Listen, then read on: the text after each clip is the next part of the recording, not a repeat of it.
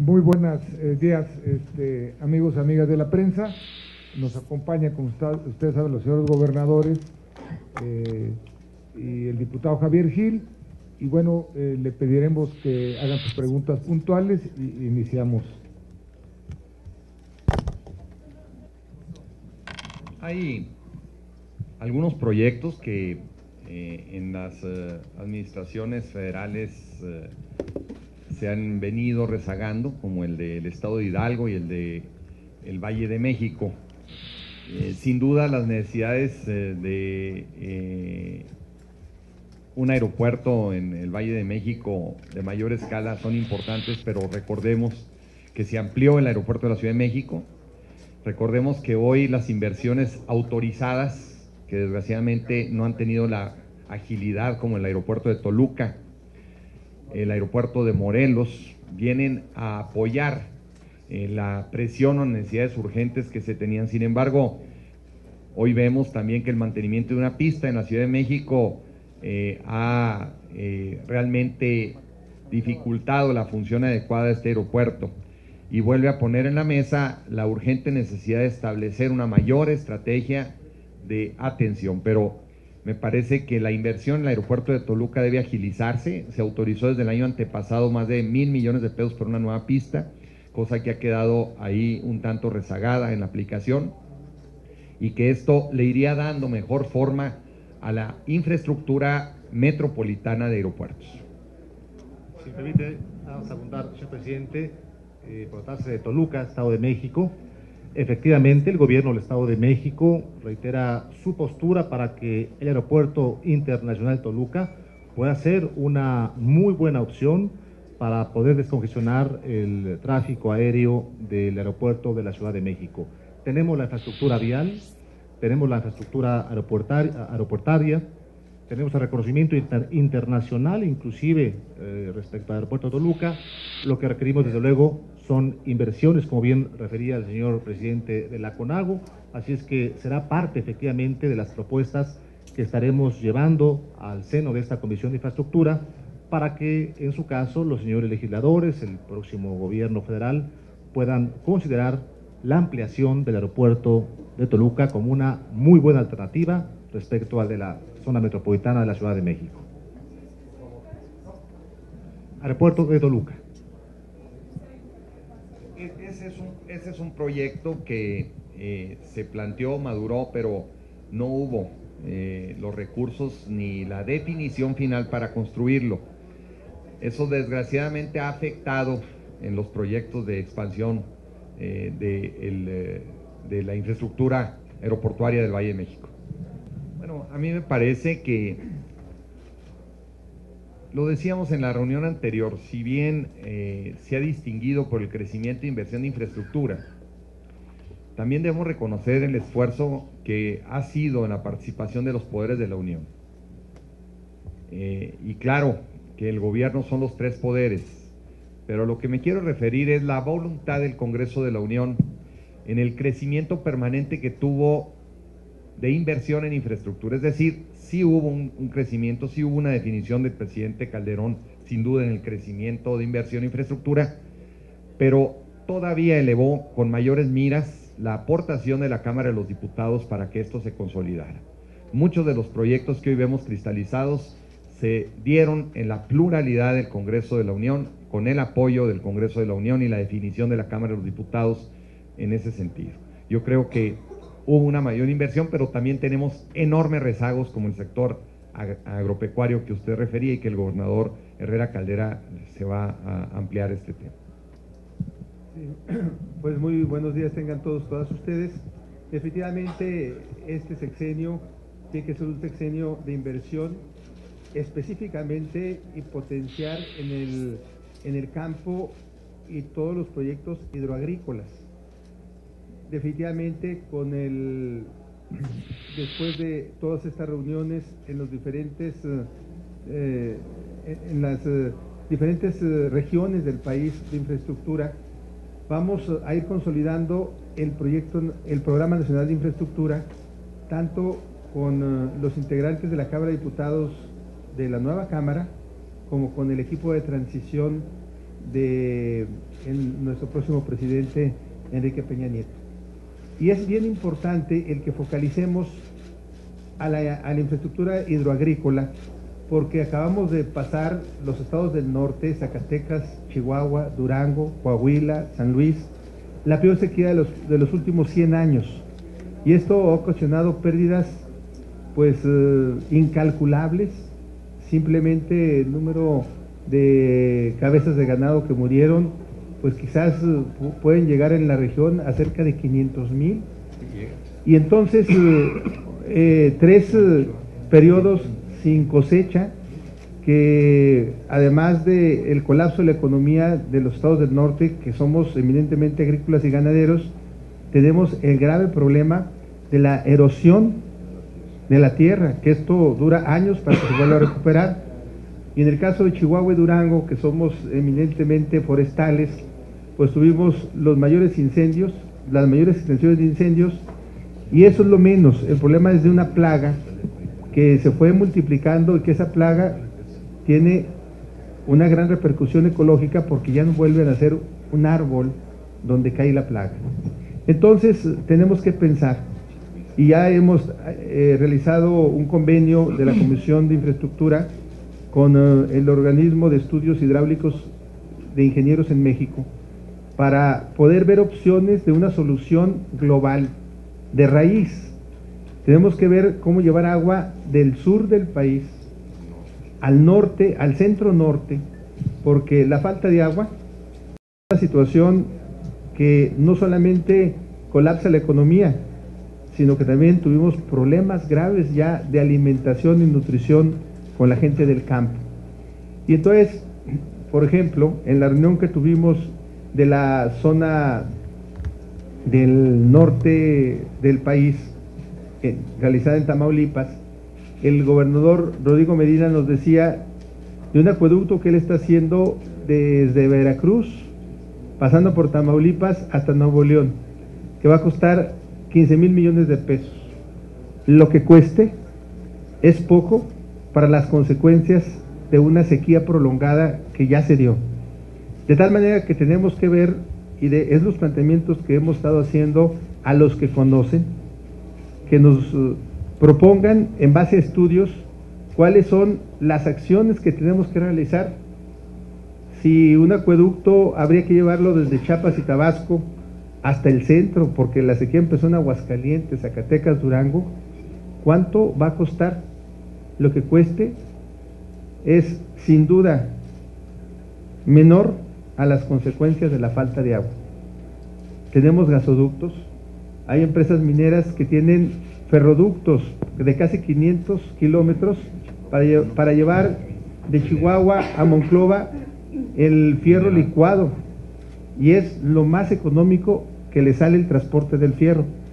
Bueno, creo que tenemos que focalizar ahora los presupuestos para que la infraestructura hidráulica e hidroagrícola las potenciemos, porque las consecuencias de veras son desastrosas.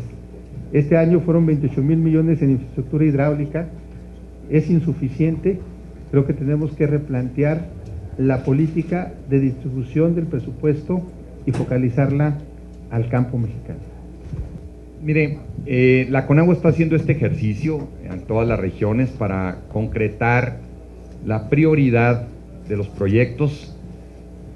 Son muchos los diablos y poca el agua bendita. Tenemos que eficientizar el recurso al máximo. Y hay proyectos que hoy parecieran difíciles, pero que estaríamos resolviendo dos problemas. ¿Cuántos recursos se han gastado en Tabasco y en Chiapas tratando de controlar las inundaciones? ¿Y cuántos recursos estamos gastando por la sequía en el norte? Entonces, si ahí establecer una inversión en la cual, por ejemplo, si en el norte se gasta un subsidio enorme por extraer agua del subsuelo vía la Comisión Federal de Electricidad, ¿por qué no sumar todos esos recursos en una inversión de infraestructura, tanto de prevención de inundación, como de necesidades de abasto de agua, como de subsidios en energía, y llevar agua rodada para las necesidades que tenemos? Así evitamos las inundaciones en el sur, evitamos que se vayan al mar esas aguas dulces y atendemos las prioridades de desarrollo. Pero además en el norte les decimos, nosotros les cambiamos 5 inundaciones por una sequía. Nadie aquilata lo agudo y lo profundo que es el desastre natural de una sequía, porque pocas regiones lo viven. Sin embargo, es una muerte permanente y silenciosa que dura efectos hasta de 20 años. Y una inundación se limpia y al final queda beneficio porque la humedad está ahí. Por otra parte, a mí me parece que no podemos solo calificar respecto a la evaluación de los policías, y lo digo en mi condición de presidente también de la Comisión de Seguridad de la CONAGO. Es muy importante y es elemental la certificación de los policías. Pero revisemos si en donde se puede decir que hay corporaciones completas que están certificadas las policías, hay resultados. Y veamos en donde ligeramente solo se atribuye a la no calificación de los policías los resultados. Yo creo que este tipo de problemas que desgraciadamente estamos viviendo, debemos evaluarlos sí, pero también en resultados, no nada más en lo que se plantea como política pública. Es muy importante la certificación, pero no es lo único que hay que hacer. Y yo lo digo porque me parece que fortalecer el sistema de justicia es más importante que no se libere y que llegue realmente a juicio un delincuente, a que solo el policía esté certificado, no se detenga a nadie o cuando se detiene se suelte. A mí me parece que eso es lo más grave. Y veamos las estadísticas. Vale la pena precisar que hace unas semanas tomé posesión o se integró la Comisión de Asuntos Internacionales de la CONAGO y los señores gobernadores fueron muy respetuosos, respetaron mi espacio y hoy por eso doy también el espacio que merece el señor presidente de la Comisión de Infraestructura. Gracias por cederme esta oportunidad de contestar esta pregunta y abundar un tanto en lo que refería el señor reportero. Primeramente, fijar la posición nuestra en el sentido de que en el país, claro que hubo avances muy importantes en materia de infraestructura, en todos los rubros, carretera, de salud, educativa, entre otros. Este avance se debió a la voluntad de legisladores, está aquí el presidente de la Comisión de Transportes de la Cámara de Diputados, se debió a la voluntad de los gobiernos estatales, que también en su momento pusimos de nuestra parte. Yo les pongo, por ejemplo, el caso muy claro del Estado de México, en donde avanzamos en infraestructura, en coordinación con el gobierno federal y también con la aportación del gobierno del Estado de México. Así es que hubo avances y muy importantes, y lo hicimos en equipo. Yo creo que en esto todos tenemos y todos tienen mérito. ¿Qué falta por hacer? Desde luego que falta y mucho por hacer. Por eso estamos aquí, por eso la razón de esta Comisión de Infraestructura, que lidera muy bien el señor presidente de la misma comisión, nuestro gobernador Jorge Herrera Caldera de Durango, para que podamos ponernos de acuerdo e impulsar un plan nacional de infraestructura. Claro, pensando desde lo local, pensando en las prioridades de nuestras respectivas entidades, pensando en las regiones del país, pero definitivamente como una sola nación, como un solo país, debemos pensar por el país entero y completo. Quiero también participarles, y me llena de satisfacción referirlo, que el Estado de México fue pionero en materia de los proyectos PPS. Como ustedes saben, son proyectos que inician en Europa, en Inglaterra, Francia, España, PPS o PPS, en donde existe participación privada y participación pública. Fue el Estado que tuvo por primera ocasión su ley en la materia, y también el primer Estado, y aquí lo quiero referir claro, que impulsó estos proyectos y que ya están consolidados en el Estado de México, en materia de cultura, en materia de salud, en materia vial, y son proyectos que definitivamente han resultado todo un éxito en el Estado y en diferentes partes del país. Inclusive yo quería proponerle al señor presidente de la Comisión de la CONAGO y de la Comisión de Infraestructura que podamos convocar en próximas semanas, meses, cuando la agenda lo permita, a un taller, un seminario, un encuentro para analizar este tipo de proyectos PPS a nivel nacional. No todas las entidades tienen esta ley, vale la pena, siendo muy respetuosos de la soberanía y de la autonomía de los estados, desde luego, vale la pena que todas las entidades exploren, conozcamos los casos exitosos de nosotros mismos, de nuestras entidades, para que en un dado caso estos proyectos puedan tener viabilidad en sus entidades. En el caso del Estado de México, insisto, fue un éxito. Yo quisiera complementar con esta expresión que el gobernador Erubiel Ávila del Estado de México nos participa. Yo estoy seguro la modesta experiencia en nuestro paso por el Congreso, presidir la Comisión de Comunicaciones, haber estado al frente en el tema de presupuesto durante varios años, conociendo la experiencia del Estado de México, yo puedo acreditar con datos duros que sin duda el detonante de inversión de infraestructura que el presidente Peña Nieto pudiera darle al país en los próximos años puede tener hasta 3 o 4 veces más que lo que hemos visto en los últimos años. Y esto no es una cuestión menor, pero sí de fundamental importancia para detonar el desarrollo del país. El alcance y la visión que ha tenido para plantear los proyectos que hoy funcionan en el Estado de México, la experiencia y sobre todo la demanda en la que yo mismo he platicado con él, es un hombre resuelto a asumir las grandes inversiones de escala con distintas herramientas que requiere el país. 3 o 4 veces más de inversión a lo que se ha dado en los últimos años. ¿Hay condiciones para eso, gobernador? Por supuesto que sí. Y hay ya obras que están en función que lo acreditan. Sobre los esquemas que plantea el gobernador Erubiel Ávila, hay una serie de mecanismos que ahorita citaba aquí el gobernador Herrera también, el fideicomiso que existe para el Fondo de Infraestructura en el país, detonarlo. Hay más de 300,000 millones de pesos potenciables que desgraciadamente no tuvieron mayor agilidad, y la visión del gobernador Peña Nieto que ha consolidado en el Estado de México, ahorita nos lo planteaba el gobernador Erubiel Ávila, obras perfectamente equilibradas, viables, financieramente sustentadas, pero sobre todo con un gran impacto. Y ahorita decían, ¿dónde los impactos? Turismo, pesca, servicios, comercio. Hablaba el gobernador Herrera de un tema fundamental, competir con el Canal de Panamá, la conectividad en el país, puertos, infraestructura hidráulica. Hay regiones de Michoacán que tienen potencial y clima para producir aguacate, pero no tienen agua. Más bien no tienen infraestructura para retener el agua. Una presa productiva en un esquema a la cual asociados los productores, solo poniendo un ejemplo muy rápido, puede perfectamente consolidar, detonar empleo y generar riqueza.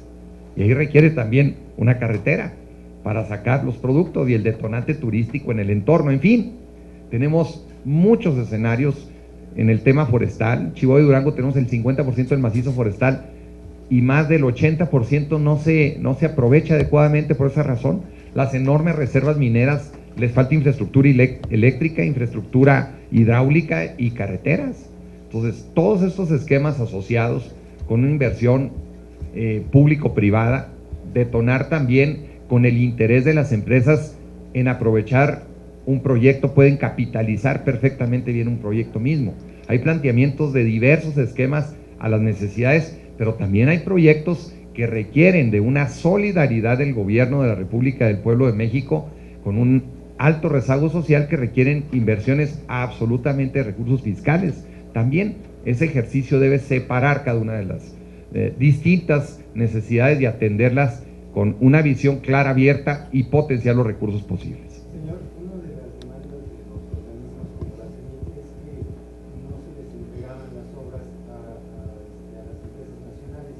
¿Hay alguna propuesta de parte de la CONAGO para entregar o para garantizar que todas estas obras trabajen en función de la... Por eso estamos aquí. Gracias. Y por otro lado, los modelos de financiamiento que ustedes mencionan, se está incluyendo la labor municipal, sobre todo la más abajo, que es la que menos está aportando para el desarrollo. ¿Cuál es la propuesta concreta?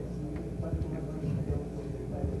Y por último, ¿hay alguna cifra ya redonda de cuántos son los proyectos alejados de las megaobras que pueden representar sin base?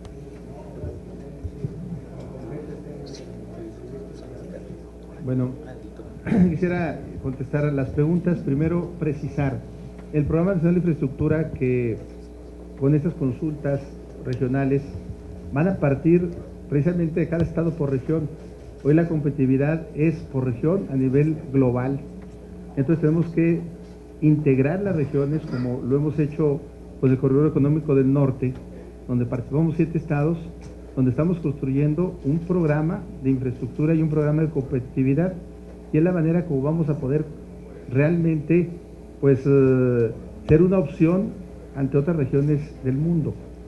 En el Programa Nacional de Infraestructura, que lo vamos a consensar una vez teniendo todas estas obras, con el equipo de transición y con los diputados de la próxima legislatura, lo primero es que las obras en marcha, en proceso, continúen.